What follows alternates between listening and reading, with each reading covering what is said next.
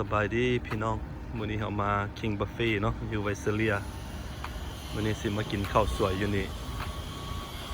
มาสิไปเบิ่งว่าบรรยากาศข้างในเป็นจังไดเนาะเบิ่งกับคนบ่กหลายตอนนี้นี่ก็เป็นอาหารอยู่ King Buffet เนาะนี่เนาะอันนี้มันของหวานอันนี้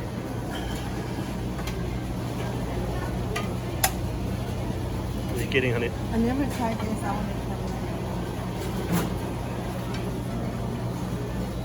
ของหวานก็มีหลายของหวานเต็มทั้งพี่ก็มีของกินซาเลดเนาะหมักแตงหมักยังอยู่นี่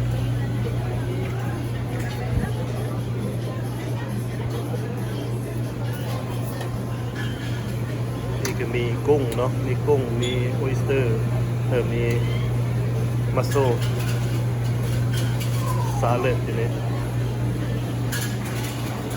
นี่ก็มีซูชิ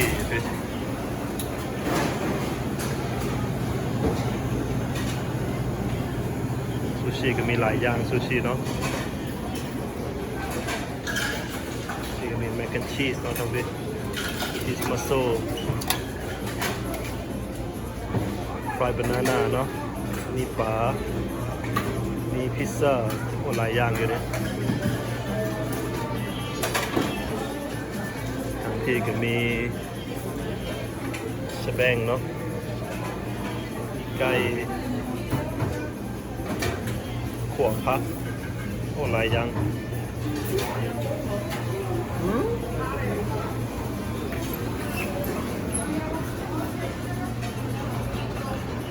นี่ก็มีกินหลายอย่างเนาะนี่เนาะ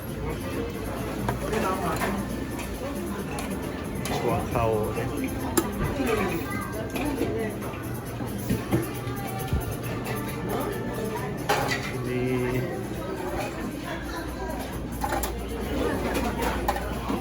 มีหลายอย่างพี่น้อง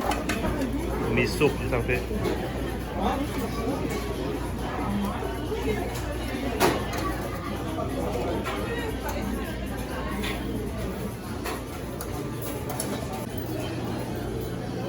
บุฟเฟ่กับห้านแบบที่ห้านกว้างเด้มีของกินหลายเนาะคนเคยกระเต็มพี่อาหารจีนอยู่ใส่กับคนหลายเนาะทางพี่ก็มีมองเอาน้ำเนาะนี่เนาะมองน้ำกินอันนี้อันนี้ก็แมนอาหารที่เอามาเนาะนี่เนาะมีอะไรปิ้งไก่เนาะซูชิมีปลาแล้วก็มีมัสโซชีสมัสโซจะมีหน่อไม้เนาะนี่คือแกงหน่อไม้แล้วก็มี shrimp ที่คน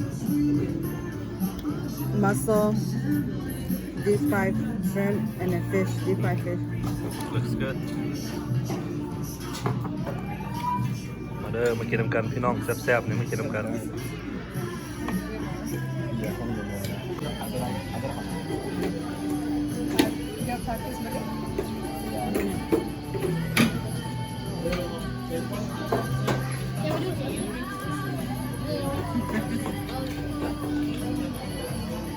ก็กำลังกินข้าวเนาะตอนนี้เนาะกินข้าวสวยอยู่ King Buffet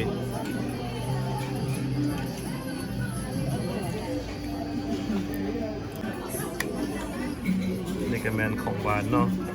หลังจากกินข้าวแล้วก็กินของหวานวันนี้มีไอศครีมฮันนี่ดูเจลโล่เนาะนี่ก็มีหลายอย่างอันนี้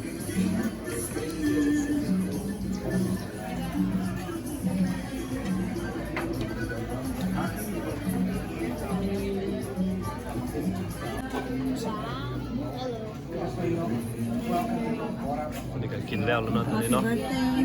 กำลังสิออกเมื่อจะหน่อย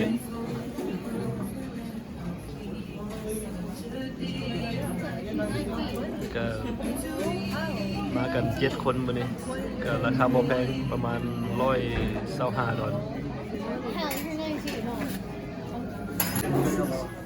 ก็ไอศครีมnow What you got? Ice cream? I like ice cream. แล้วก็ว่า Thank you. นั่นอยู่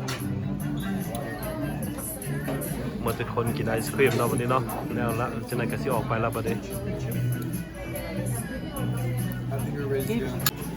โอเคบัดนี้ก็สิได้ออกไปแล้วบัดนี้แล้วละพากันเมืองกันบัดนี้พี่น้องอย่าลืมคลิกไลค์แชร์ subscribe หน่อยเด้อวันนี้มาหา King Buffet วันนี้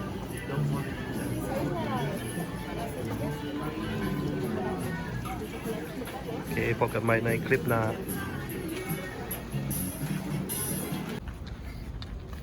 So you guys full? Yeah, no. แซ่บบ่แซ่บบ่ What does that mean? แซ่บบ่บาย Got that line. แซ่บบ่บาย Is it good? Yeah. Did you know, guys?